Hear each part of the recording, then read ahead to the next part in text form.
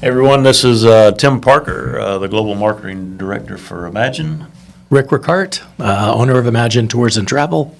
and we are here this week, excited to be joining all of you for this week's edition of Imagine That.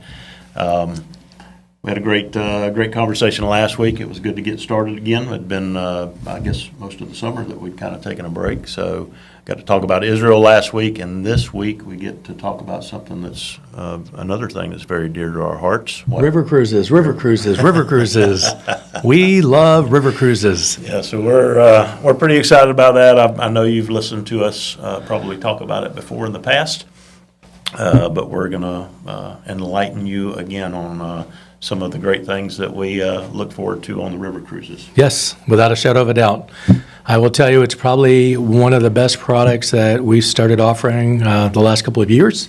Agree with that. And it is, without a shadow of a doubt, taken off, not only here with Imagine Tours, but in the industry as a whole. River cruises has come to a whole new level. The number of new ships that are being built today in preparation for 27 is the highest levels they've ever had. And we're really enjoying it. I would probably say to start off, and I know you have a whole agenda list and things that we'll go over, Sure. points of topic, but one thing about the river cruises is, and it's not like the large ships where you go off in the Mediterranean and other places like that. These are much smaller ships. They're river cruises, so not only do you not get seasick, but in addition to that, they're much smaller, so the capacity on these river cruises is much smaller, which means they fill up a lot quicker. So the urgency of needing to register and to do things with the river cruises is a little different than these megaton ships that are, out there where they're having 1,000, 2,000, 3,000 people. Yep. Well, I've got one question. Have you been looking at my notes? Because that was my first talking point that I was going to ask. I haven't seen any of your notes, so whatever. No, seriously, I haven't. So Thank you. Please go right ahead. Thank you, What was the Ben. first point? So it was the size of the ship. So Okay, what is the size of the ship? No, it's we were gonna. I wanted to ask you, and you've already kind of shared a little bit, but that's one of the pluses, right? Is it's a much lot more smaller. intimate. It's a lot more intimate feel. Some of the ships don't take more than probably 200 passengers. Correct. So the group size is going to be much smaller. You're not fighting the crowds like you would on a big ocean ocean liner. It's great. So, and you get to spend a lot more time with the people that you came with. Correct. So And realistically, I think like maximum, maybe 3 or 4 buses as a whole in most cases. And even some of the ships that are the smaller ones, like doing the Danube, they're even less. yeah, So, I mean, you're talking, 2.5 buses. Yeah. So they're not very large ships. Like you said, there's not a lot of crowds. You don't have to worry about which bus am I getting on. The buses that are there are for that ship only. yeah. And it's much smaller, much easier. Yeah, it wouldn't be unheard of. We've had tour hosts that have traveled with a couple hundred people before. They could Easily. completely book the whole boat, and then that really changes a lot of things. It does, or even if it's, maybe 1 or 2 pastors or 2 churches that get together, and they decide, hey, we like each other, we do things together, and they go in, and all of a sudden, they share the boat. Yeah, So there's things like that, and we actually have some dates where essentially we're pretty much chartering almost the entire boat. yeah, So that's pretty exciting as well, and that also means we have a little more say on the menu, a little bit more say on the amount of time at the sites that we're visiting when you embark and so forth. Sure. So there's a lot to do with that. yeah. So, and while we're talking about that, setting up the itinerary, so the ship typically is going to dock in the same port no matter what.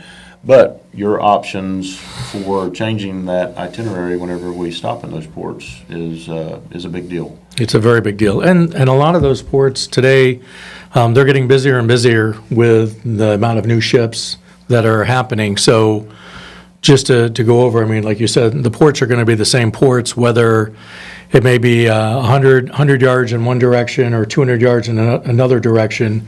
They're still going to be, for the most part, Sure.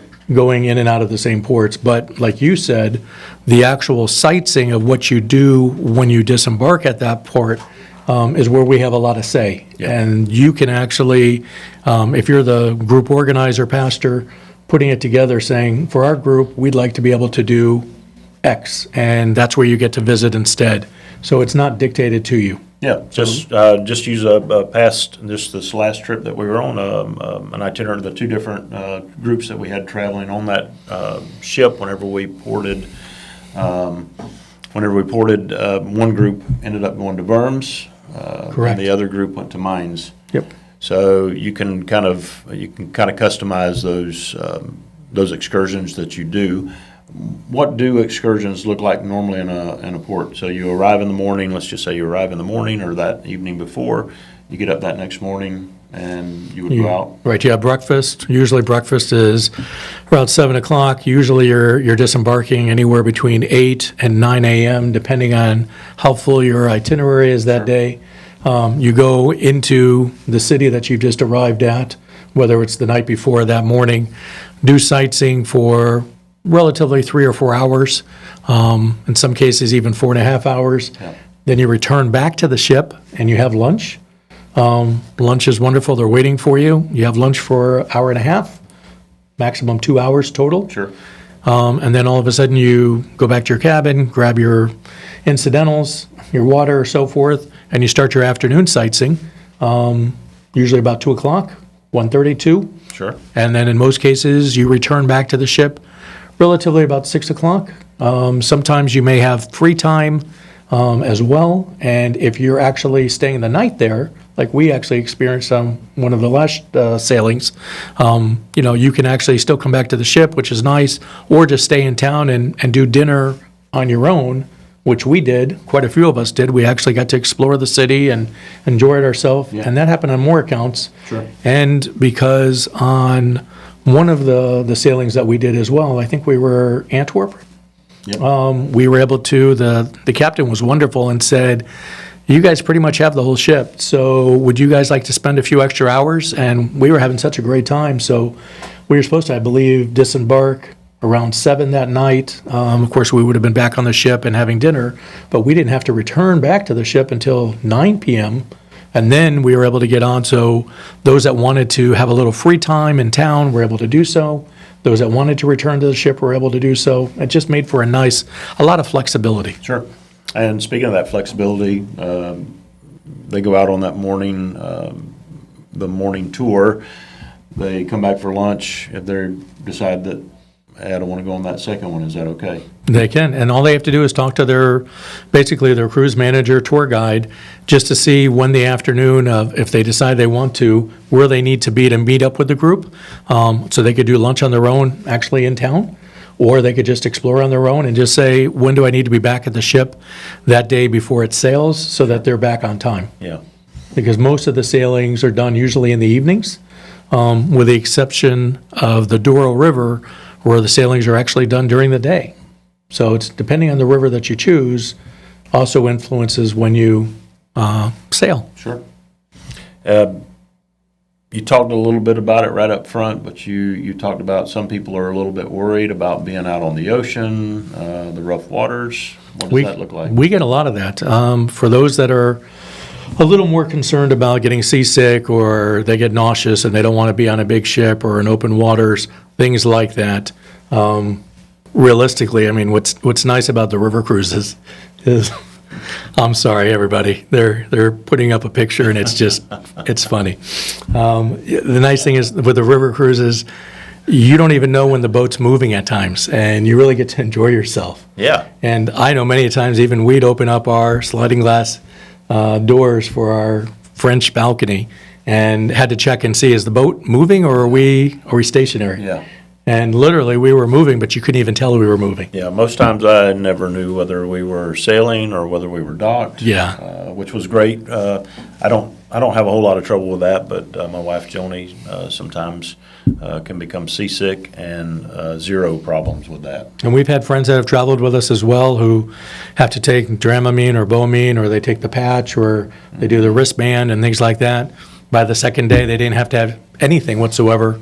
They did it just as a precautionary not once did they feel anything. Sure. So that is a definite advantage Yeah. with the river cruises. And you're traveling through locks, so different levels of the river, which was something that I found fascinating. as It we is traveled fascinating. Through there, just the ability to change levels and how they move through those through the river. So something else that I found quite nice was pretty intriguing, and in fact, probably not something that you would typically find on a big river or on an ocean cruise, but was just the personalized service and the level that you get to know the people that are working on the boat and how they get to know you.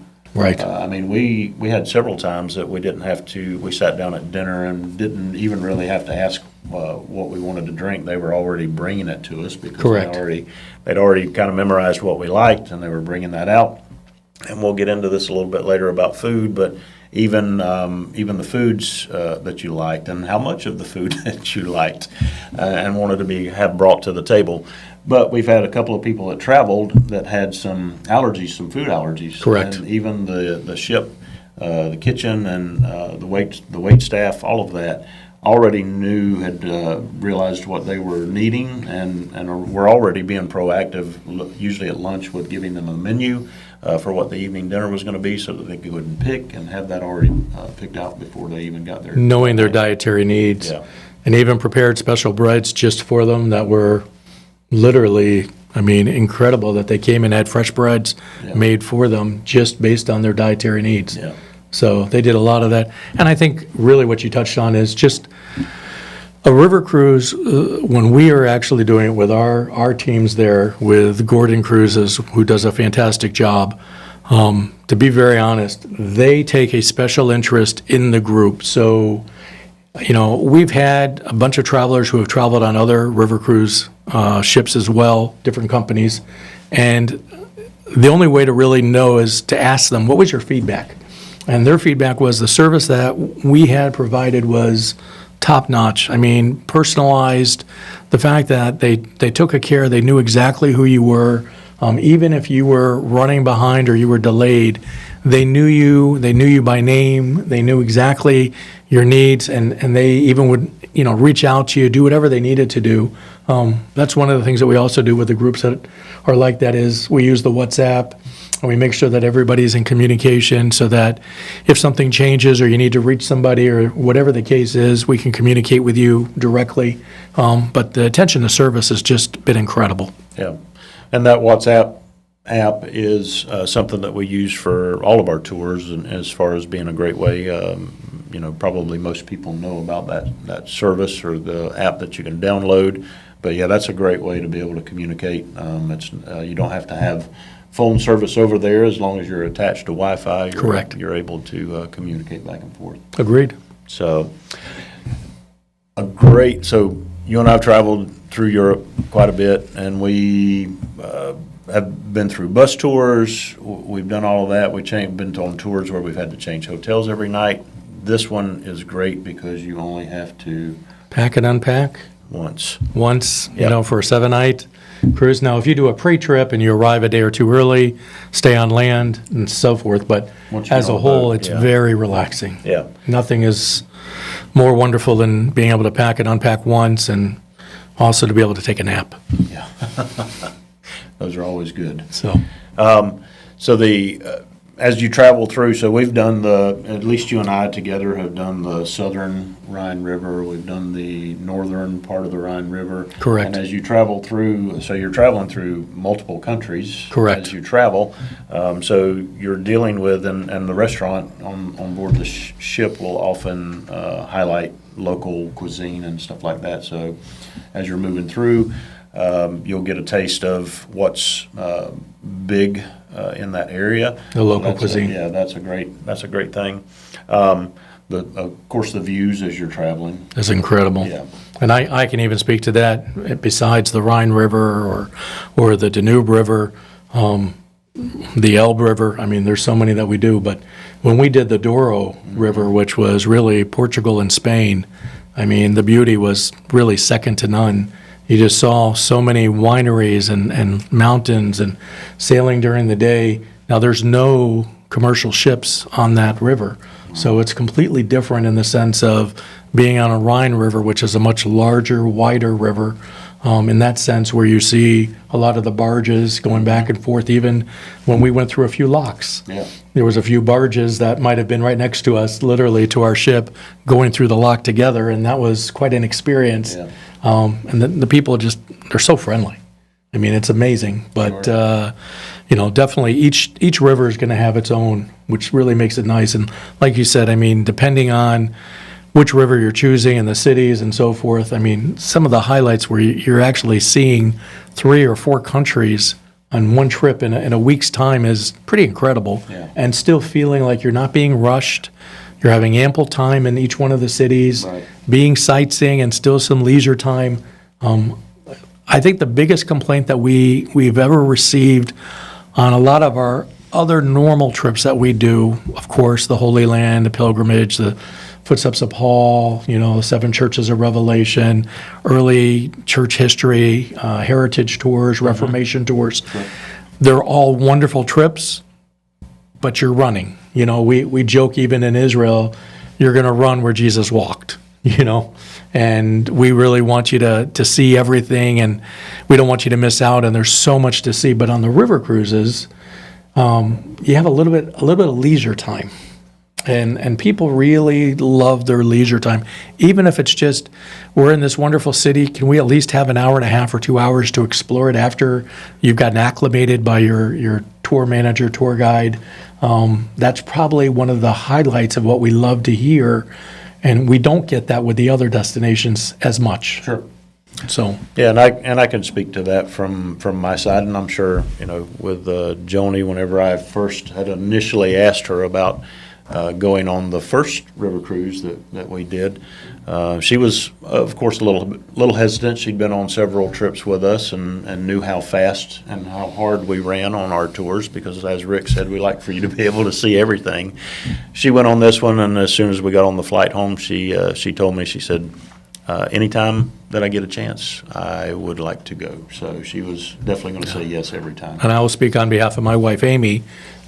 Without a shadow of a doubt, she'll tell me, hands down, I mean, river cruises is probably now her favorite way to travel. It's hard for her to maybe do a regular trip now after doing that, unless it's Ireland. Yeah. So Well, and I'm sure we'll have a show on that sometime we will. soon. We will.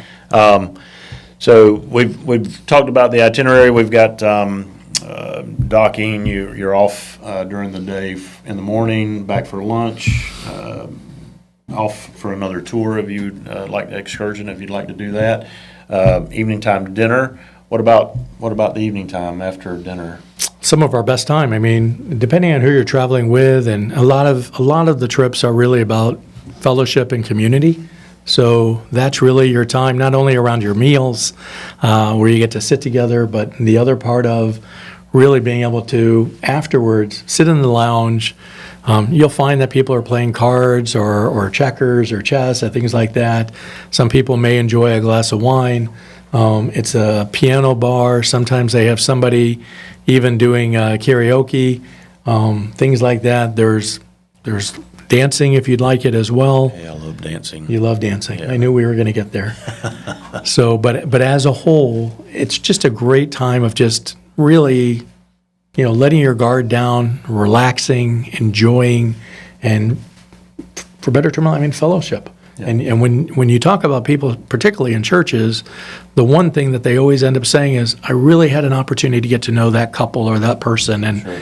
And bonds are actually made on these trips, and a lot of times, even for the men who don't normally necessarily want to go on some of these trips, they do it to make their wives happy or to appease them and so forth, and they end up finding that not only is the trip itself amazing, but they end up meeting a couple of other men that all of a sudden they kind of gravitate to one another, and they're like, okay, it was kind of nice getting to know them. Sure.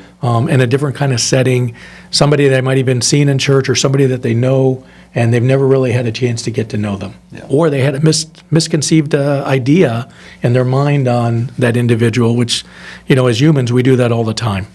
And, we have misgivings at times, and we don't always give somebody the benefit of the doubt. And then all of a sudden you actually get a chance to get to know them and share a meal with them, and you realize oh, we're more alike than I realized. Yeah.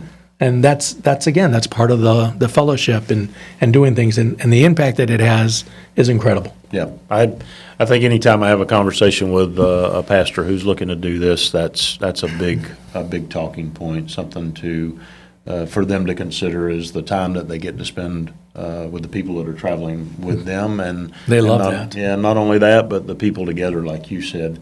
I know the last tour that we were on, there were several people who had gone to church together, and then they hadn't seen each other in quite a while, and they were coming back together for this tour, and they were very excited to be able to spend that time, not having to rush, but to just spend time together. And it wasn't just a one-day event or two-day event. I mean, they were together for a week or 10 days, Yeah. and it was wonderful. And they got to have, breakfast together and, go and tour some of the sites together and do things, which is really quite nice. Sure. So So. I know you probably have other agenda points. No, it's all good. We're touching everything, Rick. Okay. You're doing a great job, buddy. I knew that you would have answers to all of these points, so I had no worries at all. I know a lot of times on your big ocean ships, they have to kind of anchor off away from the island or the port that they're going to, Correct, and then take you have a to ride tender. a boat. Yeah. Yeah, take a tender. Any of that here? Nothing. No tenders necessary. I mean, you will find at times, whichever ship arrives to the port first is the one that docks closest, and then you'll actually find that you may have as many as 2 or even 3 ships that may be tied up. One river cruise tied up to the next river cruise, tied up to the next river cruise, and you're going to probably see a lot more of that in the future. So just remember, you heard it here first on Imagine That with all the number of river cruises that are being built, you're going to have more and more river cruise ships tying up together because there's not enough ports. Sure. And really, that's one of the concerns that they have throughout Europe is making sure that they're creating new ports because so many new ships that are coming in. Yeah. And in order to do so, ships will tie up one to the other. And, we would walk across a couple of different ships. We Yep. went across, and then vice versa. We had people come through and walk across our ship and do the same thing. Most cases, you either are walking through the main lobby area and everything else is closed off so they keep it safe, or you're going up to the sun deck and you're walking up the stairs, and then you go across the sun deck, and then you walk down the stairs, and then you're at the port. Sure. But that also brings us to the point of, and that's probably one of your points too, is you do have to physically be able to walk up and down steps. Not that you can't have somebody help and assist you, but you physically need to be able to walk up and down steps. And realistically, at least at a minimum, 20 or 30 steps within a 10-minute time period, just to be able to do it, because some of the places that you'll even go to, the river may be lower when you come and you come to port, and then all of a sudden they've got a wall which has stairs, and you have to walk up 25 or 30 steps just to get to the main level. Yep. So they have an elevator that runs through the different levels of the ship, but as you said, sometimes you have to go across the sun deck to get off. Correct. The elevator does not go up to the sun deck, so unfortunately. you do have to at least be able to walk up some stairs.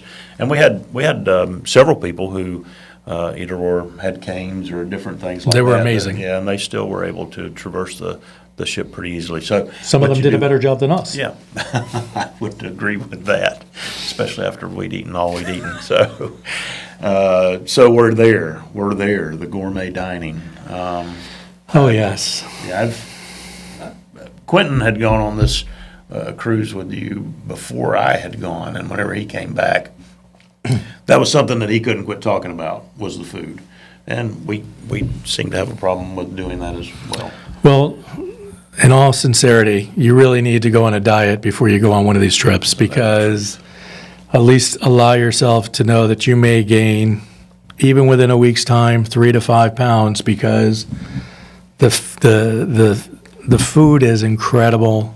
The quantity of food, not only is the food and it's not just the taste, but the quality of what they do to prepare it is amazing. Presentation Is just, second to none.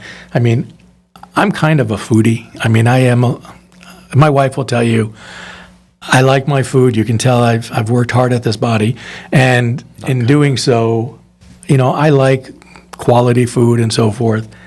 And I will tell you, with the river cruises, I've given them a 10 out of 10, which I don't give on any other. I mean, some may get a 7 or an 8, but these river cruises, they've done a great job. Yeah. So that's the only time I'm telling you that I may be setting ourselves up, setting the bar so high. But even if you go with the mindset of an 8, I think you're going to be pleasantly surprised. Yeah, I'm not a big soup fan, but I get the soup every time. Every because time. the soups are amazing, the breads are amazing. It doesn't matter what it is, it's all amazing. Yeah, and like you said, I mean, a lot of the local cuisine they try to bring in too, but I mean, the fish that they prepare and what they do is incredible. Yeah. If you like seafood, their seafood is incredible. When you want a good piece of meat and the tenderness and the flavor of it, it's incredible.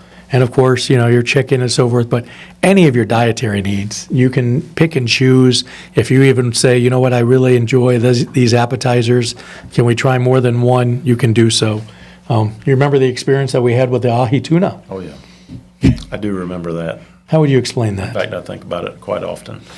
It was so the ahi tuna. We love that, of course, but they just continued to And bring it was it out really for just us. an appetizer. Yeah, it was part of the appetizer piece, but they began to bring out more and more of it as they would see the plate empty. They were, in fact, they started bringing bowls of it. Yeah, We had more ahi tuna than we could tell you, and it was such incredible quality that they did. So when we tell you the food's amazing, it really is amazing.